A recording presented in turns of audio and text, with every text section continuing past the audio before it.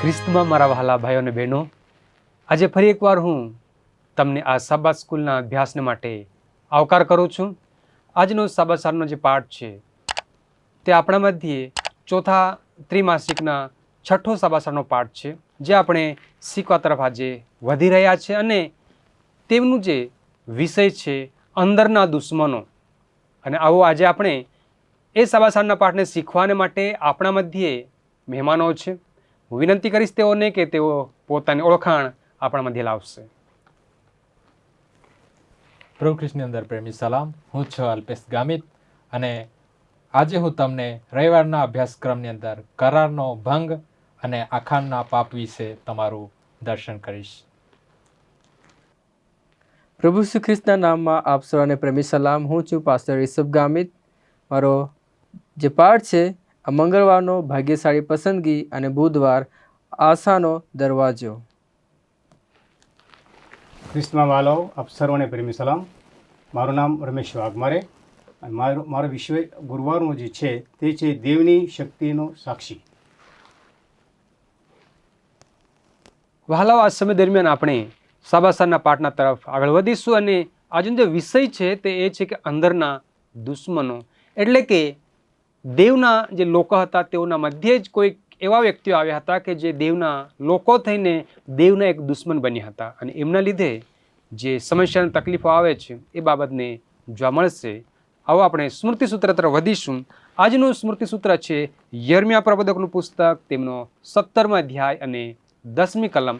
આપણને એ પ્રમાણે કહે છે, હું યહોવા મનમાં શું છે તે શોધી કાઢું છું, હું અંતઃકરણ પારખું છું કે હું દરેકને તેના આચરણ તથા કરણીઓ પ્રમાણે બદલો આપું છું. આવો આપણે શરૂઆતમાં જઈએ ત્યારે પ્રાર્થના કરીશું. હું આપણા મધ્યે પાસ્ટર વડીલ રમેશભાઈને વિનંતી કરીશ, તેઓ આપણને શરૂઆતની પ્રાર્થનામાં દોરશે. સારું, આપણે પ્રાર્થના કરીશું.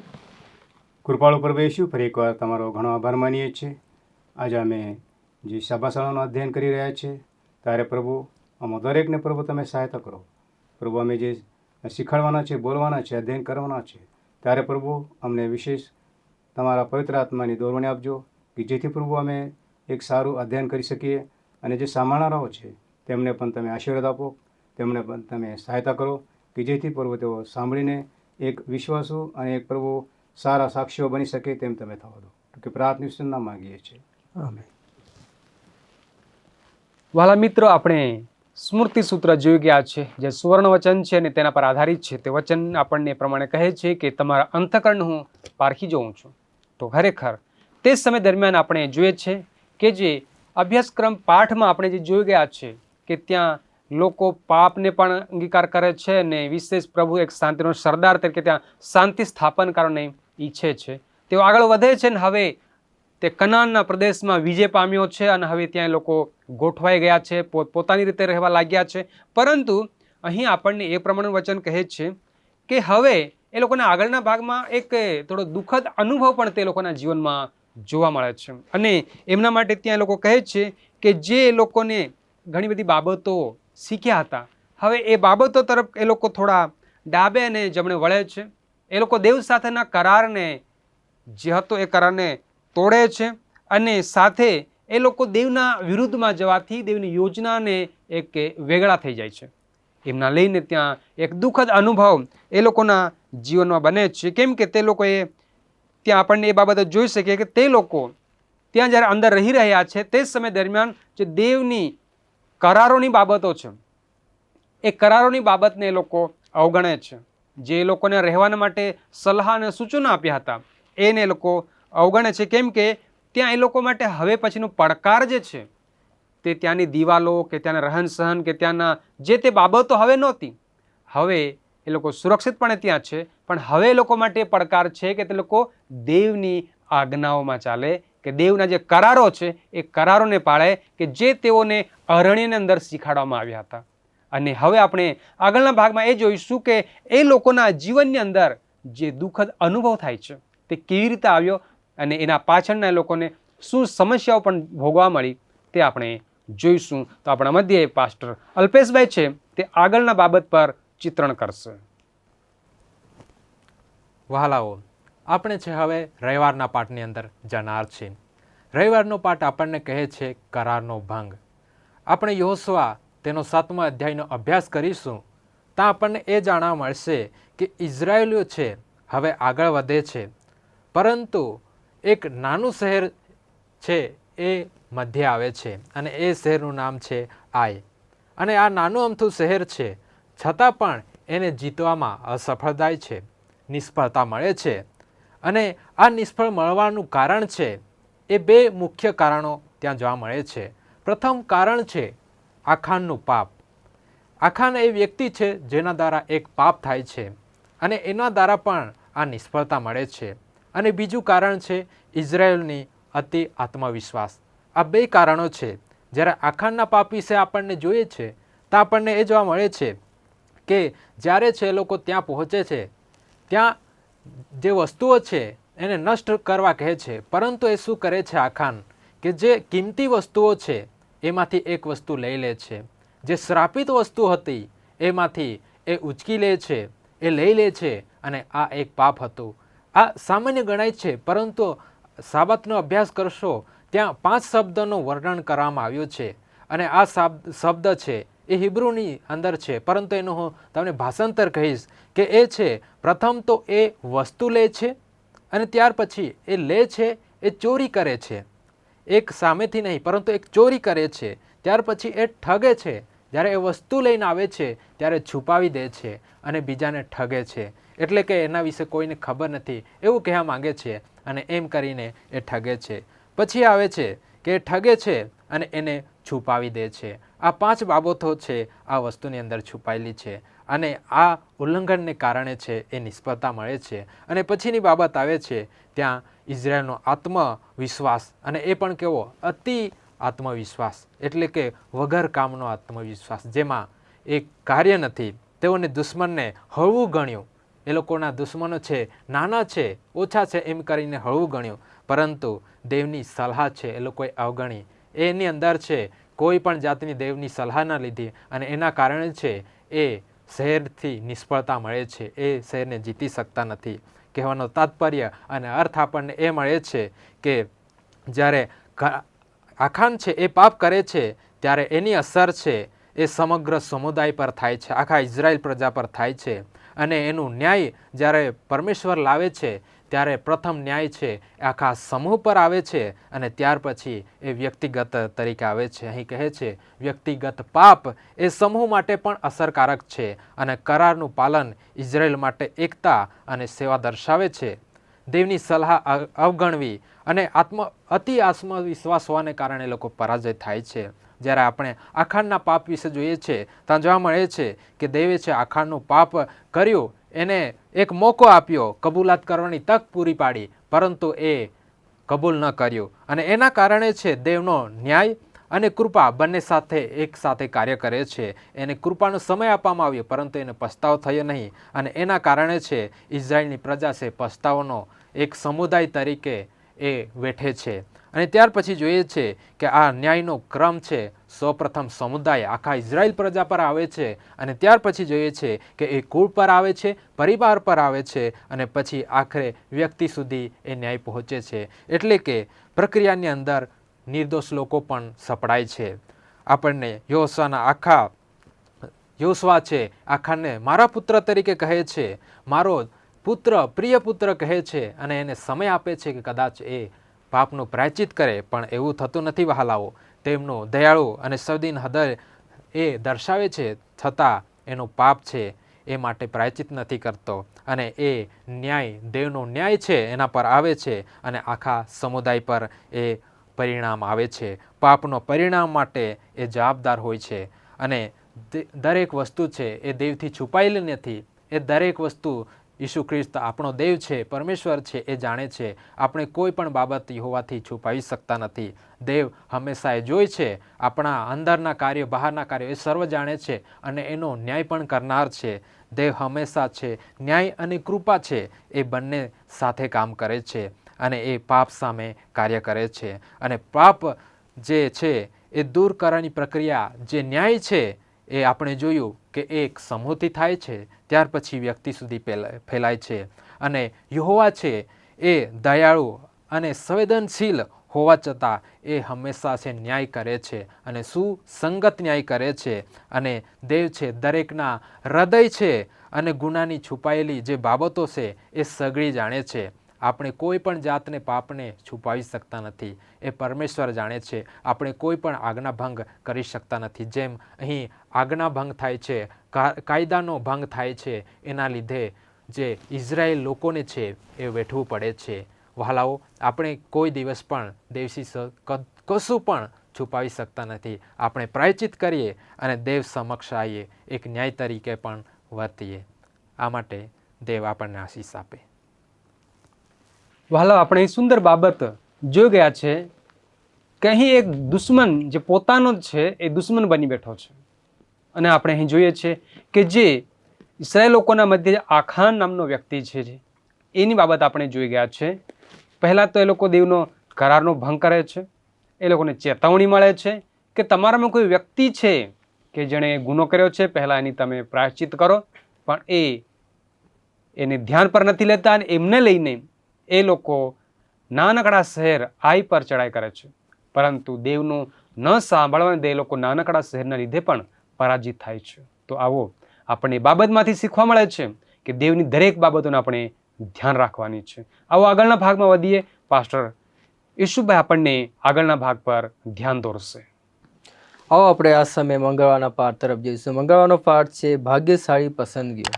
અહીં યહોશુઆ જે છે એ આખાનને કંઈક કરવા માટે કહે છે અને કહેવામાં આવ્યું છે કે તારે શું કરવું જોઈએ.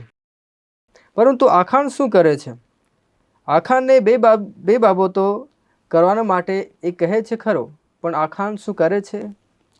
યહોશુઆએ આખાનને બે જો કાર્ય કરવા માટે કહ્યું તો પહેલી બાબત એ હતી કે દેવને મહિમા આપો અને તેનું સન્માન કરો. અને બીજી બાબત હતી કે તેનું સન્માન કરવાનું અને તેને આજ્ઞા પાળવાનું હતું. પરંતુ આખાન શું કરે છે? આખાન જે એને પાપ કર્યું હતું, જેનો કરાર જે તોડ્યો હતો, એ છુપાવે છે અને એ પોતે જે પાપ કર્યું હતું એ કબૂલ કરતો નથી.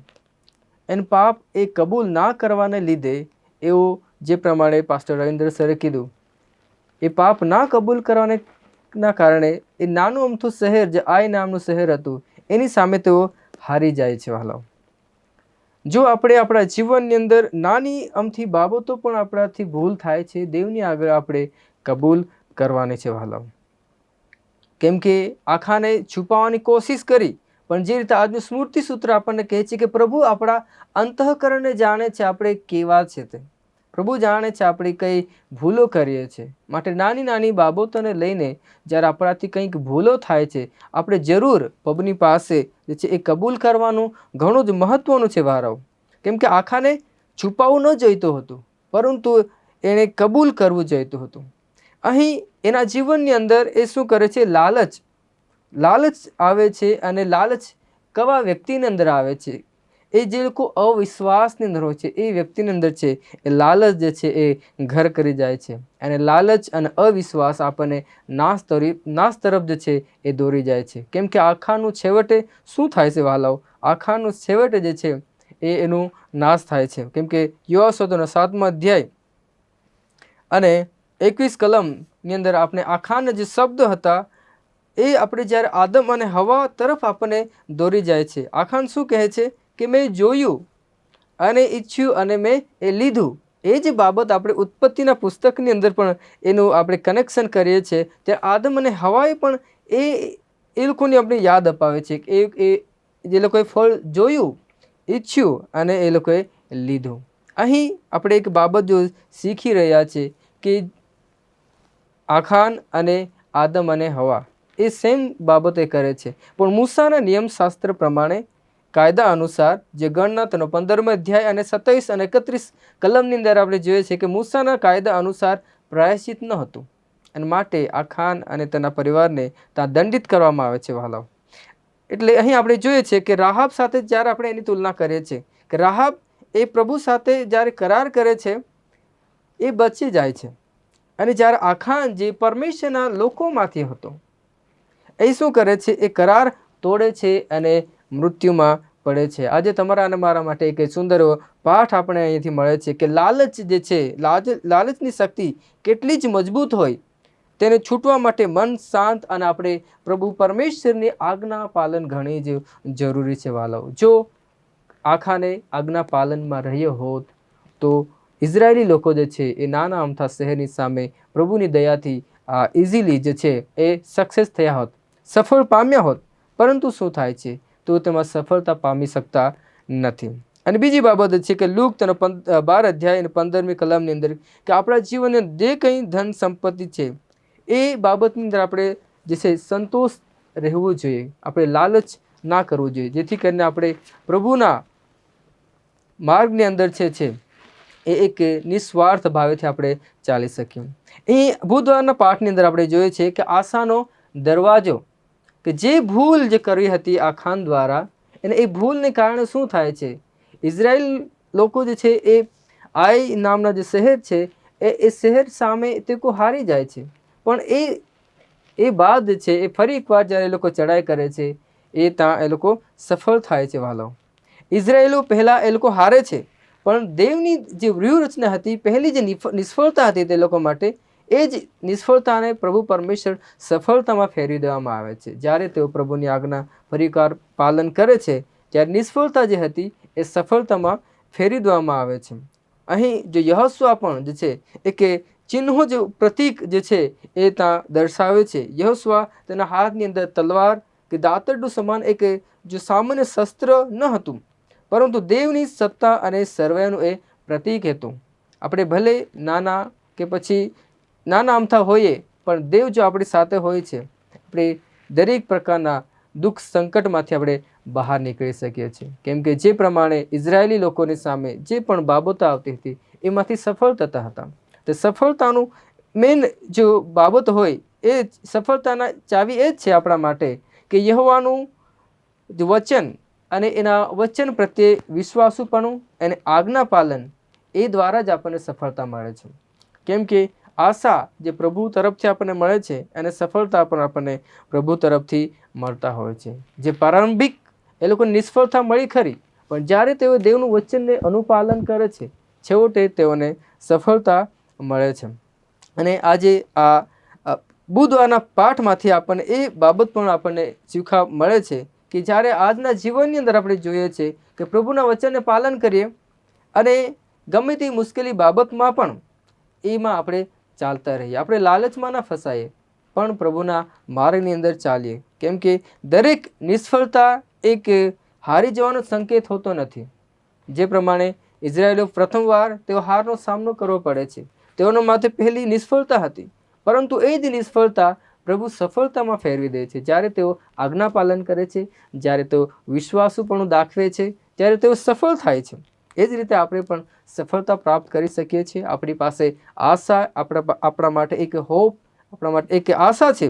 જ્યારે આપણે પ્રભુના માર્ગદર્શન અને વિશ્વાસ દ્વારા અને એના વચન પ્રમાણે ચાલીએ છીએ, ત્યારે એક જે નિષ્ફળતા છે એ પણ આપણે સફળતામાં ફેરવી શકીએ છીએ. અને આ બે પાઠોમાંથી એક સારાંશ જે મેં કાઢવા માગું છું, હું તમને કહેવા માગું છું, લાલચ અને પાપ છુપાયા વગર જ્યારે આપણે કબૂલ કરીએ છીએ, ત્યારે આપણે પ્રભુની મહિમા આપણે આપી શકીએ છીએ. જો આપણે છુપાઈએ છીએ તો પ્રભુની મહિમા આપણે બતાવી શકતા નથી. અને બીજી બાબત આપણે નવેમ્બરમાં 5મો જે હિસ્સો છે એમાંથી આપણે શીખીએ છીએ કે નિષ્ફળતા એ દેવની યોજના હેઠળ જે છે એ સફળતામાં ફેરવી શકે છે. જો આપણે નિષ્ફળ પણ થઈએ છીએ, પરંતુ જ્યારે વચન આપણે શીખીએ છીએ, વચન પ્રમાણે કરીએ છીએ, વિશ્વાસમાં રહીએ છીએ, ત્યારે સફળ થઈ શકીએ છીએ. આમેન. વહાલાઓ, આપણે સુંદર રીતે અહીં આગળના ભાગને શીખ્યા છે. ત્યાં આપણે એ જોઈ ગયા છે કે પસંદગી આપવામાં આવે છે, અને જે લોકોને પસંદગી કરવાની તક આપી એવું પસંદ ના કર્યું, માટે એ લોકોને નુકસાન વેઠવું પડ્યું. પરંતુ જ્યાં પસંદગી કરવામાં આવી અને યોગ્ય પસંદગી થઈ, ત્યાં આપણે એ પણ જોઈ ગયા કે ત્યાં એ લોકોના માટે આશાનો એક નવો દરવાજો ખોલવામાં પણ આવે છે. તો આવો આપણે ફરીથી આગળ વધીએ અને પાસ્ટર રમેશભાઈ આપણને આગળના ભાગની અંદર દોરવણી આપશે. સારું, આપણે ગુરુવારના અધ્યયનમાં આપણે જઈએ. દેવની શક્તિનો સાક્ષી. જો આપણે જો પાઠની તરફ જોઈએ તો પાઠનું જે મથળું છે છઠ્ઠા પાઠનું, અંદરનો દુશ્મન. હવે જેમ કે અત્યારે આપણે સાંભળ્યું છે પાસ્ટર રવિન્દ્ર સાહેબે જે વચન વાંચ્યું તેમાં જ પ્રભુ કહે છે, યહોવા કહે છે કે હું તમારા અંતઃકરણ જાણું છું. પાસ્ટર અલ્પેશ એમણે પણ એ જ વિષય જે છે કે એક અંદરનું જે તમારો જે દુશ્મન છે, કે તમારો વિચાર જે છે, દેવ તે બધું જાણે છે. પાસ્ટર યુસુફ એમને પણ કહ્યું કે અંદરનો જે ભાગ છે, કે જે પાપ કબૂલી છે, તે અંદરનો જે દુશ્મન જે છે તે બહાર નીકળવા જોઈએ. ઘણી બાબત આપણને એવું બતાવે છે કે આપણા જે દુશ્મનો કોણ છે, પણ આપણે જ્યારે આપણા વિચારો, આપણી ભાવનાઓ જો અમે દેવને આગળ કબૂલ કરતા ના હોઈએ તો મુસીબતો આવે છે. હવે અહીંયા જે મૂર્તિપૂજક રાષ્ટ્રોને દેવે તેમને વિશે જાણવાની અને તેમની દુષ્ટ રીતિથી ફરવાની તક તેમને આપી હતી. પણ અહીં યહોશુઆનો 7મો અધ્યાય ત્યાં 6 થી 9 કલમમાં તમે જોશો તો ત્યાં કહેવામાં આવે છે, યહોશુઆએ પોતાના વસ્ત્ર ફાડ્યા ને પોતે ઇઝરાયેલના વડીલો સુદ્ધા યહોવાના કોષની આગળ ભૂમિ ઉપર સાંજ સુધી ઊંધો પડી રહ્યો અને તેઓએ પોતાના માથા પર ધૂળ નાખી.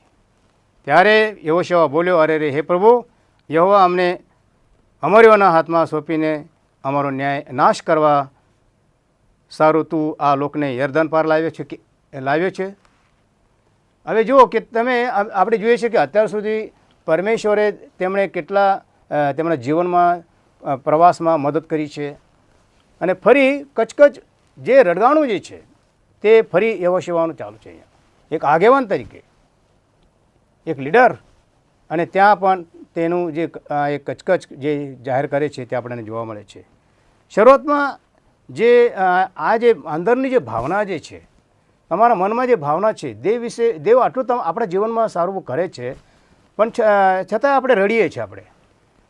આપણે ફરી આગળ જો તમે જોશો, અમે સંતુષ્ટ થઈને યરદનની પેલે પાર રહ્યા હોત તો કેવું સારું.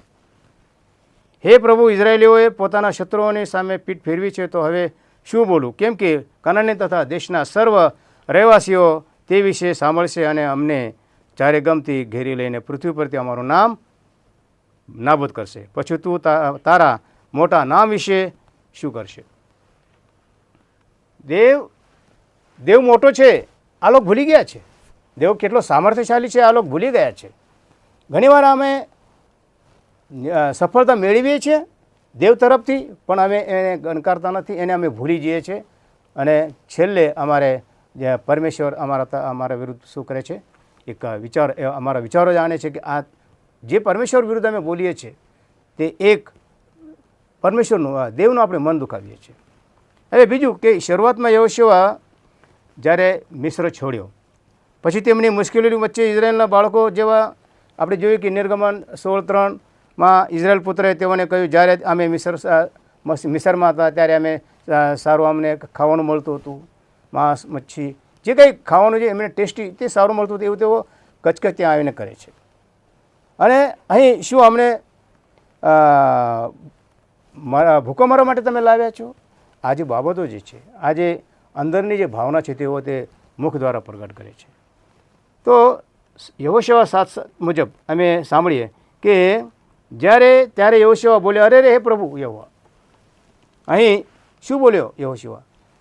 કે હે પ્રભુ યહોવા, અમને અમરીઓના હાથમાં સોંપીને અમારું શું કર્યું છે તે નાશ કરવા તે અહીંયા લાવ્યો છે. વાલો, આ લોકોને યરદન પાર કરીને લાવ્યા અને તેઓને મુશ્કેલીમાંથી બચાવ્યા છે, અને તરત જ એમણે આ ચિંતા વ્યક્ત કરી છે. તો આ એક વિષય વસ્તુ એવી કે આ જે સિદ્ધાંત પ્રગટ કરે છે કે જે ઇઝરાયેલ સાથેના દેવના જે હેતુ હતા તે હેતુઓ આવશ્યક હતા, તેમ છતાં તેઓએ જે પરમેશ્વર ઈચ્છતો હતો તે પરમેશ્વરની ઈચ્છા મુજબ તેઓ ચાલ્યા નહીં, અને પોતાના મનગમતી ઈચ્છાઓ પ્રમાણે તેઓ ચાલ્યા, અને મનગમતી ઈચ્છાઓ પ્રમાણે પોતાના મનમાં તેઓ વિચારો કર્યા.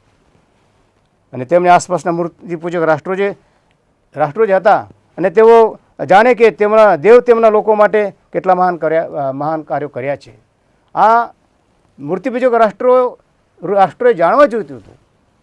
તો ગુરુવારના વિષય મુજબ દેવની શક્તિનો જે સાક્ષી છે તે આ લોકો જ હતા. દેવની સાક્ષીનો સાક્ષી તેઓ બન્યા નહીં અને મૂર્તિપૂજક રાષ્ટ્રો તરફ આ લોકોનો જે વિચારો જે હતા અને જે એમને જે ભાવના જે મનમાંથી જે વિચારો હતા તે તેમને ત્યાં બહાર કાઢ્યા છે. તો આવી સ્થિતિમાં અમે એવા જીવનમાં અમે જીવીએ છીએ જ્યારે અમે પણ ઘણીવાર આવી મુશ્કેલીઓનું જીવન અમે જીવતા હોઈએ છીએ. પણ વાલાઓ, અમે જોઈએ છીએ કે એલન જી વ્હાઇટ અહીંયા કહે છે કે આખાનનો વિષય અમે જોઈએ છીએ કે પાસ્ટર અલ્પેશ, પાસ્ટર યુસુફ એમને આખાનના વિશે આપણને સમજાવ્યું છે. તો એલન જી વ્હાઇટ અહીંયા કહે છે કે આખાનના વિનાશ તરફ દોરી ગયેલા જીવલેણ પાપમાં તેના મૂળમાં એક લાલચ ત્યાં આવે છે. બધા પાપોમાં સૌથી સામાન્ય અને સૌથી હળવું માનવામાં તેઓ માનતા હતા. પણ આખાને પોતાનો જે અપરાધ છે તે સ્વીકાર્યો, પરંતુ કબૂલાત માટે તેને મોડું કર્યું અને તેના પાપની કબૂલાત તેને કરી નહીં. અને તેણે યહોશુઆ અને ઇસ્રાયેલના વડીલોને એ વચનો માટે ખૂબ મહાન દુઃખમાં પૃથ્વી તરફ તેઓએ નમતા જોયા. તો આ બાબત જો તેણે કબૂલાત કરી હોત તો તેણે પસ્તાવાના કેટલાક પુરાવા આપ્યા હોત, પરંતુ તેણે હજી મૌન રાખ્યું. તેણે પાપની કબૂલાત ઘોષણા સાંભળી હતી કે એક મહાન ગુનો કરવામાં આવ્યો છે અને તેના ચારિત્ર્યને ચોક્કસપણે જણાવેલ જે હતું તે તેને સાંભળ્યું હતું, પરંતુ તેના હોઠ બંધ હતા. મનમાં અંદરનો જે દુશ્મન છે તે એ જ હતો કે તેને પાપની કબૂલાત અંદરથી તેને કરી નહીં. પરમેશ્વર કહે છે યર્મિયાના પુસ્તકમાં આજનું સુવર્ણ વચન કહે છે કે પરમેશ્વર તમારા મન, તમારા વિચારો, તમારું હૃદય જાણે છે. તો પછી ગંભીર જે તપાસ શરૂ થઈ છે, જ્યારે તેના કુળના લોકોને દોષી ગણવામાં આવ્યા ત્યારે તેમણે આંચકો અનુભવ્યો છે. વાલો, અમારા લીધે પણ જો અમારા કુળને, અમારા સમાજને, મંડળીને જો આંચકો કોઈ આવતો હોય અમારા લીધે, કે અમે ચૂપ બેસતા હોય, અમે કંઈક દેવના માટે કંઈક દેવની સાક્ષીઓ જે અમે આપતા ન હોઈએ, એક પ્રકારે અમે મનમાં એક કપટ રાખીએ છીએ. અમે બોલતા નથી, અમારા જે મુખ છે અમે બંધ કરી લઈએ છીએ અને અમે આખાની જેમ જેણે તેને લાલચ માટે એક હળવું ગણી કાઢ્યું. પણ ખરેખર તો અમે જ્યારે કોઈ પણ બાબત દેવના વિશે, જે વચન વિશે સાચી હોય તો અમારા મુખમાંથી પ્રગટ થવી જોઈએ. મનનો દુશ્મન જે છે તે અંતરાત્મામાં અમે ઢાંકી મૂકવાનો જોઈએ, પણ આપણે દેવની સાક્ષી લોકોને આપવી જોઈએ. પ્રભુ કરે આપ સૌને સમશક્તિ આપે. આમેન. વહાલાઓ, આપણે આજે સુંદર રીતે પ્રભુના વચનોમાં આ છઠ્ઠા સાબાતને સારી પેઠે સમજ્યા છે અને આપણે વિશેષ એ બાબત સમજવા મળે છે કે આખા એક પરિવારમાં, ચાહે એક સમાજમાં કે એક મંડળીમાં એક વ્યક્તિ અગર જો પાપ કરે છે, એમાંથી સગળાએ એનો ભાગ ભજવવો પડે છે. એ જ બાબત બને છે. આખાન ભૂલ કરે છે, એમને લીધે આખા ઇઝરાયલ પર દેવનો કોપ ઉતરે છે.